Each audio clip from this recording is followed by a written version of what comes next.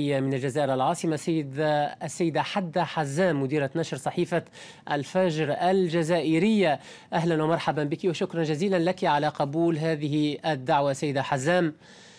معي أيضا من الرباط مساء النور. معي أيضا من الرباط السيد عبد القادر الكيحل القيادي وعضو اللجنة التنفيذية لحزب الاستقلال المغربي. سيدي الكريم أهلا ومرحبا بك أيضا وشكرا جزيلا على قبول هذه الدعوة. مرحبا.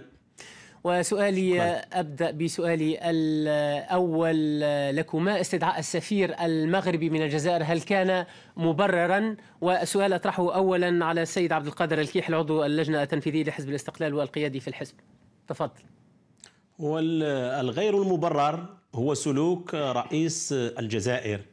ما يجمعنا مع الشعب الجزائري هي وشائج قوية، ولكن الإشكال في حكام الجزائر الذين كلما كانت لديهم مشاكل داخلية، إشكالات ترتبط بحقوق الإنسان، بالديمقراطية الداخلية، يحاولون تصديرها إلى المغرب. واليوم الجزائر بشكل مباشر هي الطرف الحقيقي في النزاع بين حول الأراضي والصحراء المغربية.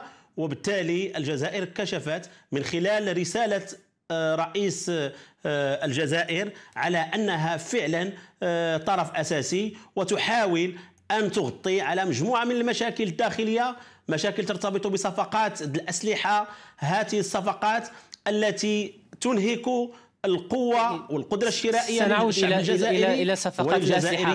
ربما يعتبر البعض أن هذا تدخل حتى في شؤون الجزائرية عندما تتحدث عن صفقات أسلحة جزائرية مع روسيا. سنعود سيد الكيحل، أستسمحك فقط في إعطاء الكلمة إلى سيدة حدة حزام من الجزائر العاصمة. سيدة حدة حزام، المغرب يقول أن استدعاء سفيره من الجزائر مبرر لأن الجزائر لم تبقى على الحياد. هل الأمر كذلك فعلا؟ لا ابدا، ليس مبرر بتاتا، بل هي رعونه يعني من قبل النظام المغربي. كلما كانت هناك حديث عن حقوق الانسان في الصحراء الغربيه او كانت هناك مشاكل داخليه في المغرب، هو الذي يرمي بمشاكله على الجزائر، لانها المشجب الذي يعلق دائما عليه مشاكله الداخليه. الجزائر لن تسحب سفيرها او البعثه الدبلوماسيه، وهذا دليل على تعقل الجزائر وعلى نيتها الصادقة في بناء مغرب حقيقي. أما بالنسبة لصفقة الأسلحة التي يتحدث عليها، نحن لدينا مشاكل مع الإرهاب ومشاكل على طول الحدود، مشاكلنا مع المغرب على حدود المغرب أيضا في التهريب، وأيضا في المشاكل تصدير المغرب لنا بالكميات كبيرة من المخدرات، أيضا على طول مشاكل مع الحدود مع المالي، مع ليبيا، مثل ما عشنا في جانفي الماضي قضية تيغان تورين. نحن بحاجة للتسليح، وهذا لأمن بلادنا وأمن المنطقة ككل. سيدة حدة حزام، أنك تحدثت وضيفي الكريم أيضا سيد عبد القادر الكيحل عن هذا الموضوع، كنت أود أرجعها إلى آخر هذه الفقرة، ولكن نتحدث عن لما المغرب سيد الكيحل قلق من تسلح الجزائر لدى روسيا. هل يخشى على نفسه؟ لا، القلق هو ليس مسألة خشية على النفس، القلق هو على الشعب الجزائري الذي تربطنا به وشائج أخوة. نحن شعوب مغاربية نسعى إلى وحدة مغاربية. حكام الجزائر يسعوا إلى تقويض الوحدة المغاربية، ويسعوا إلى نهب ثروات الشعب الجزائري الشقيق من أجل خلق وافتعال أزمات جانبية. المغرب اليوم ينعم بتحول وباستثناء على المستوى الديمقراطي، والأخت تتحدث عن حقوق الإنسان وكأننا بالجزائر في واحة للديمقراطية. الجميع يعرف الانتكاسة وفي مجال حقوق الإنسان وفي مجال الديمقراطية وفي مجال مجموعة من القضايا الاجتماعية التي تعيشها الجزائر. تقرير ديال الاتحاد الأوروبي يوم الأمس كان واضحا وقلقا على أوضاع حقوق الإنسان بالجزائر. فالجزائر ليست مؤهلة وأقول الجزائر يعني القيادة الجزائرية والقيادة العسكرية ليست مؤهلة لتتكلم عن حقوق الإنسان. نحن لسنا حتى فقط سيد الكيحل، أشكرك حتى أوضح. سيد الكيحل فاتح، هل نعرف ما يقع في تندوف؟ هل نعرف ما يقع حتى لا تحتكر الكلمة سيد عبد القادر. سيد عبد القادر كيحل، حتى لا تحتكر الكلمة أرجوك، حتى نوفي سيدة أيضا حد حزام حقها. نحن لسنا هنا في إطار هذه الفقرة في إطار تشنيج الأعصاب وتأليب طرف على طرف آخر، فالبلدان هما في المغرب العربي. ودات أسأل السيدة حد حزام انطلاقا مما كنت تقوله سيد الكيحل. الجزائر سيدة حد متهمة بافتعال المشاكل كما يقول ضيفي الكريم للتغطية على مشاكلها الداخلية، تلك المتعلقة بحقوق الإنسان، وأيضا يقول البعض تلك المتعلقة بالوضع الصحي المتردي إن صح وصفه كذلك للرئيس عبد العزيز بوتفليقة. ما تعليقك على هذا الأمر؟ اولا بالنسبه لمرض الرئيس هو معروف وليس خفي، وايضا ملك المغرب كان في نفس الفتره التي كان يعالج فيها الرئيس الجزائري كان يعالج هو الاخر في فرنسا، وهذا يعني ربي يجيب لهم الشفاء في الاثنين. بالنسبه للمشاكل الداخليه حقيقه نحن عندنا مشاكل داخليه لكننا نعالجها، اما المغرب هو يعيش شعبه يعيش بالاستدانه. المغرب يعيش على يعني مثقل كاهل الشعب المغربي بالديون، ولذلك حتى قرار المغرب قرار الملك صار رهينه. انا اتساءل من اتخذ قرار استدعاء الملك، استدعاء السفير المغربي في حين ان الملك كان موجودا امس في دبي، لا ادري للتفسح ام للعلاج، لان هناك سنطرح السؤال. بالنسبه لافتعال المشاكل نعم افتعال المشاكل، أنا معروف ان المغرب كلما توهم ان هناك مشاكل داخليه في الجزائر او صراعات سلطه او مثل ما قالت بعض الصحف أن الرئيس الجزائري أضعف الجيش، أراد أن يحقق مكاسب سياسية على حساب الجزائر، وهو أمور خاطئة. المخابرات لم تضعف، ربما انسحبت من الساحة السياسية، وهذا مطلب جزائري، مطلب كل الجزائريين. صحيح أن الجزائر ليست واحد ديمقراطية، والمغرب أيضا ليست واحد ديمقراطية، ونحن نتابع الأحداث في المغرب، ونحن نتابع القمع الذي يتعرض له الشعب الصحراوي. أما افتعال المشاكل، المغرب لم يكن أبدا جار عنده سلوك حسن لا مع الصحراء الغربية ولا مع موريتانيا التي كان سيدة حد نكتفي ربما بهذا القدر حتى أطرح السؤال في بداية الاستقلال. سيدة حد حزام حتى أطرح السؤال إلى سيد عبد القادر الكيحل وفيه حقه أيضا. سيد الكيحل، المغرب ربما يتوهم أن الجزائر ضعيفة اليوم ويرغب في تحقيق مكاسب سياسية على حساب الجزائر، وسيدة الكيحل سيدة الحزام كتبت اليوم سيد الكيحل في أنه كلما صدرت عن المملكة المغربية الشقيقة تصريحات تستهدف الجزائر إلا وذهبنا نبحث في شأنها الداخلي عما يريد النظام المغربي التغطية عليه. هل ثمة ما يريد النظام المغربي التغطية عليه في هذه الفترة كما كتبت السيدة حزام في صحيفة الفجر اليوم؟ نحن بمتابعتنا لقناتكم وأنتم تعرفون ما يقع في المغرب وما يقع في الجزائر. المغرب كانت له دائما اليد الممدودة للشعب الجزائري وللجزائر إبان مرحلة الاستعمار، والجزائر اليوم هو موجود في مجموعة من الأراضي المغربية، ومجموعة من المغاربة تغاضوا عن هذا الأمر من أجل حسن الجوار، ولكن الجزائر لم تعترف بهذا الأمر. الجزائر ليست لها أي دخل في قضايا حقوق الإنسان أو علاقة بقضايا حقوق الإنسان، لأنها لا تحترم حقوق الإنسان الشعب الجزائري. لذلك نحن كمغاربيين نؤمن بأن حقوق الإنسان وأن الديمقراطية هي السبيل إلى حل كل المشاكل. نريد مغربا عربيا للشعوب وليس للجيوش وللحكام الذين يفرضون في شكل استثنائي. الحزب الواحد هو الذي يحكم في الجزائر، المؤسسة العسكرية هي التي تحكم في الجزائر، الاستثناء واضح، وكل ما يريد أن تقوم به الخارجية الجزائرية الجزائرية أو القيادة الجزائرية هو تغطية على مجموعة من الممارسات والسلوكات التي تمس الشعب الجزائري في يومه وفي قوته وفي حياته. سيد كيحل أشكرك. سيدة حد حزام سأعود إليك، فقط فاصل قصير، لك حق الرد بعد هذا الفاصل. فاصل قصير، ابقيا معي ضيفي الكريمين من الرباط والجزائر العاصمة. فاصل قصير كما كنت أقول مشاهدينا الكرام، نوفيكم خلاله بأبرز عناويننا الدولية، ثم نعود لمواصلة الجزء الثاني من فقرة وجها لوجه. جميع الأسلحة الكيميائية في سوريا ختمت بالشمع الأحمر، وواشنطن واثقة من تدمير ترسانة الكيميائية السورية ضمن المهل المحددة. والجزائر تأسف لاستدعاء السفير المغربي ولا تقابله بالمثل، والرباط تقول إن استدعاء السفير مبرر وإن الجزائر لم تبقى على الحياد.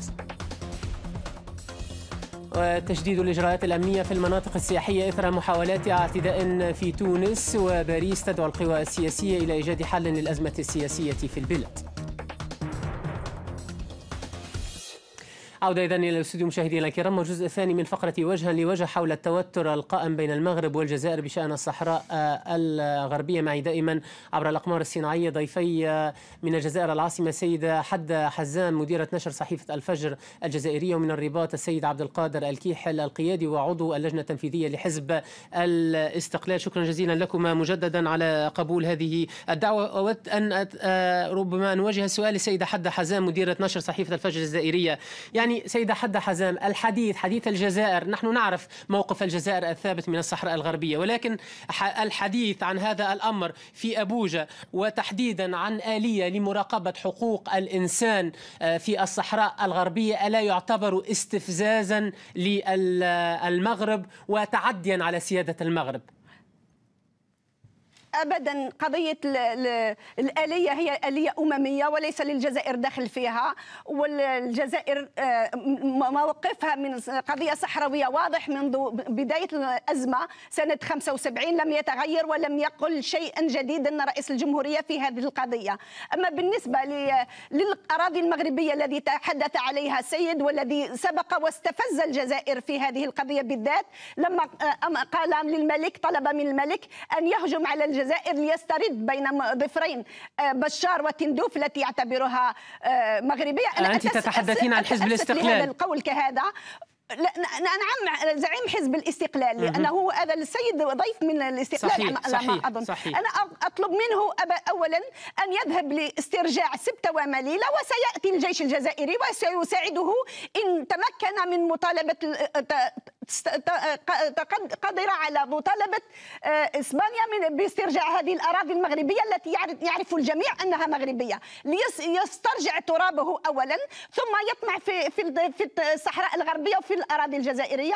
والملك يعني هو الملك محمد السادس كما يقولوا، من شبه أباه لا ما ظلم. يعني الملك حسن الثاني افتعل قضية الصحراء، وجده أراد أن يسترجع الأراضي موريتانيا يحتلها ويدعي أنها مغربية. نعم. وطلب من الجزائر أن تساعده في هذا الأمر. نعم، أوضح الخلفية السياسة المغربية التي كانت دائما قائمة على التآمر وعلى نعم. سيد أحد، عفوا المقاطعة، دعيني أطرح السؤال على السيد عبد القادر الكيحل القيادي وعضو اللجنة التنفيذية نعم. لحزب الاستقلال. سيدي الكريم، ربما حزب الاستقلال يتهم اليوم بأنه هو من سكب الزيت على النار وأجج هذا التوتر بين الجزائر والمغرب. يعني مطالبة حزب الاستقلال باسترجاع الأقاليم الجنوبية الشرقية المغربية المغتصبة وفق قوله من قبل الجزائر. هل دعا فعلا حزب الاستقلال إلى احتلال أراضٍ جزائرية؟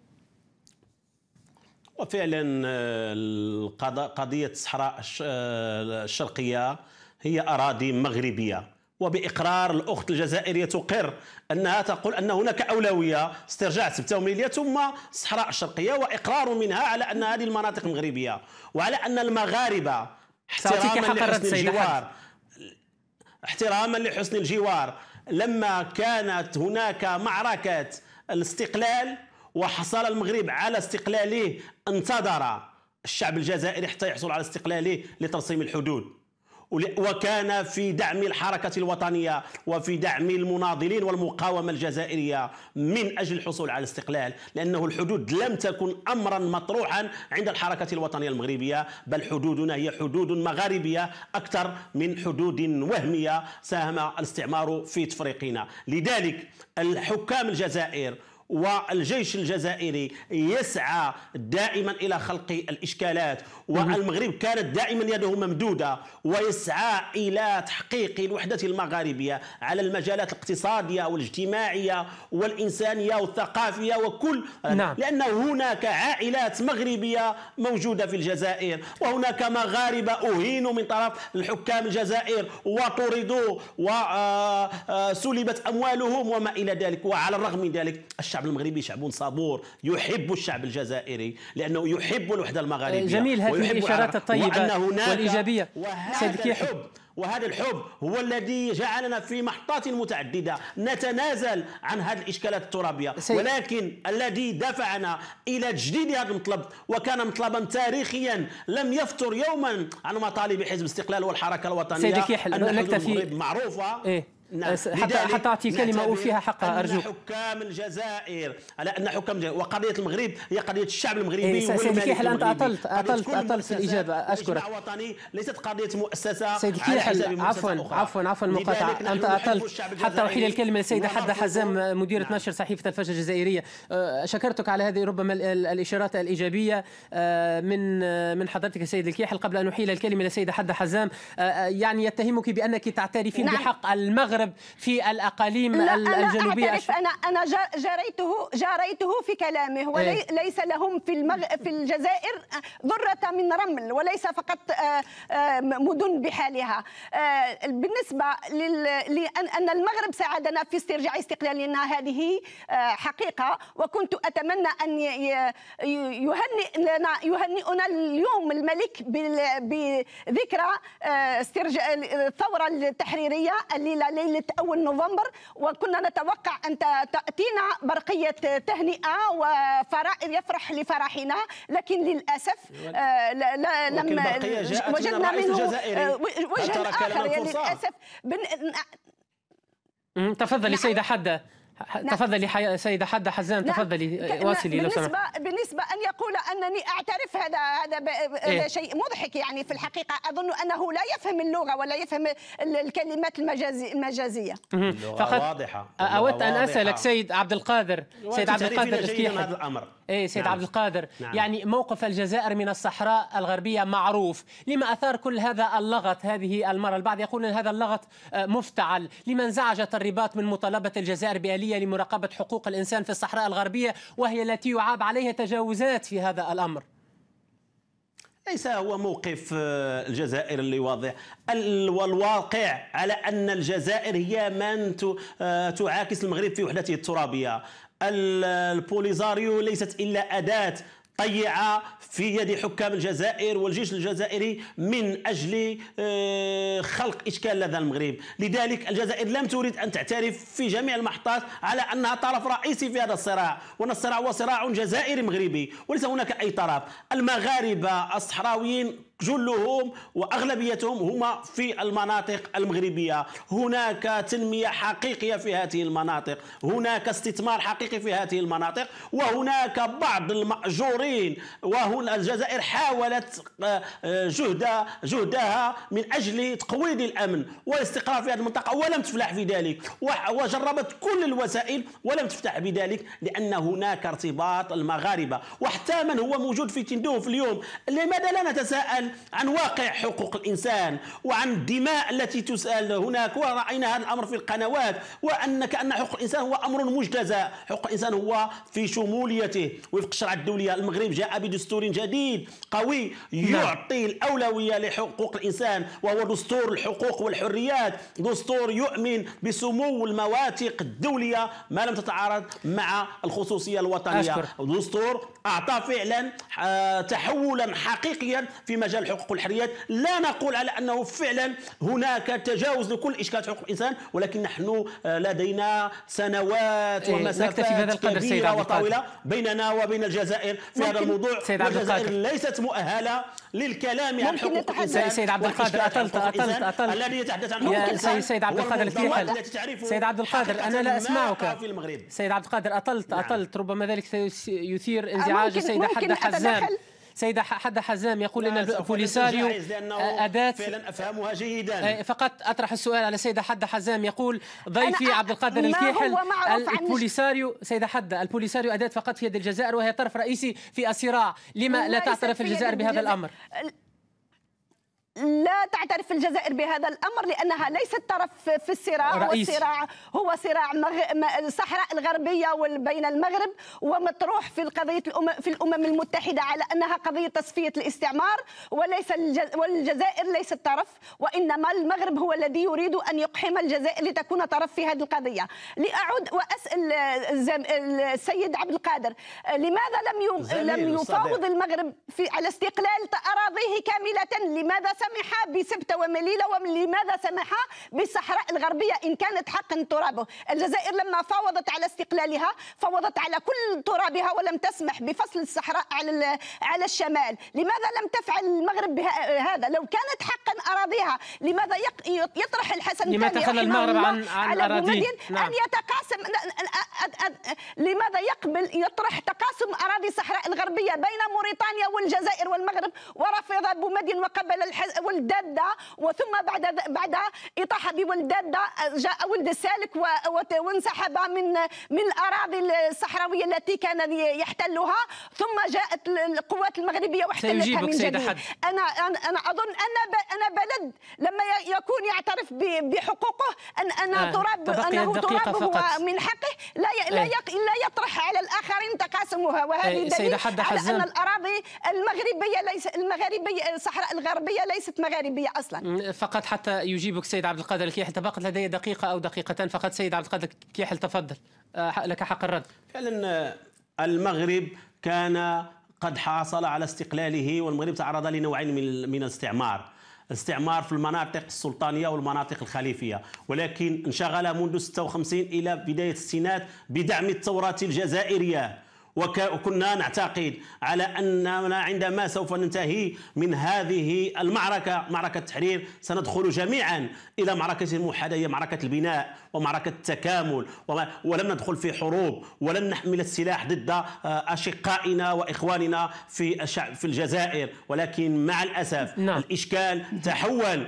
في هذه المرحلة إلى حروب. نحن كجيل جديد نأمل من الشعب الجزائري أن يحارب كل أشكال الجمود ولا ديمقراطية في الجزائر من أجل أن نحاور حكومات ديمقراطية منتخبة انتخابا فعليا حقيقيا، وستكون لها الشرعية، ولا محالة ستكون إلى جانب المغاربة من أجل بناء الوحدة. أشكرك سيد عبد القادر الكيحل. بما أنني أعطيتك الكلمة الأولى أعطي الكلمة الأخيرة للسيدة حدة حزام، ولكن باختصار شديد في أقل من 20 ثانية. سيدة حدة حزام لك الكلمة الأخيرة، تفضل.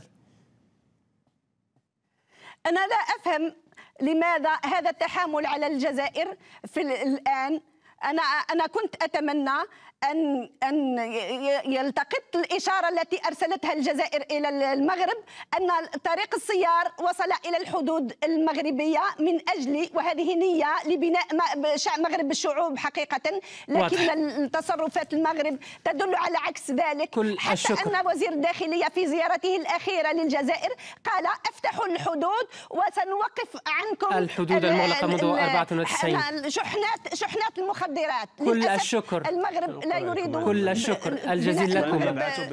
كل الشكر الجزيل لكم. للأسف دهمنا الوقت، ربما في مواعيد لاحقة في فقرة وجها لوجه. شكرا جزيلا لكم من الجزائر العاصمة سيدة حدة حزام مديرة نشر صحيفة الفجر الجزائرية، شكرا على قبول هذه الدعوة من الرباط. أيضا كل الشكر الجزيل للسيد عبد القادر الكيحل القيادي وعضو اللجنة التنفيذية لحزب الاستقلال، شكرا جزيلا لك على قبول هذه الدعوة. أيضا كنتم معنا في فقرة وجها لوجه حول التوتر بين المغرب والجزائر بشأن الصحراء الغربية. في باقي أخبارنا، طنجة المغربية أيضا فضاء تلاقح الحضارات والثقافات.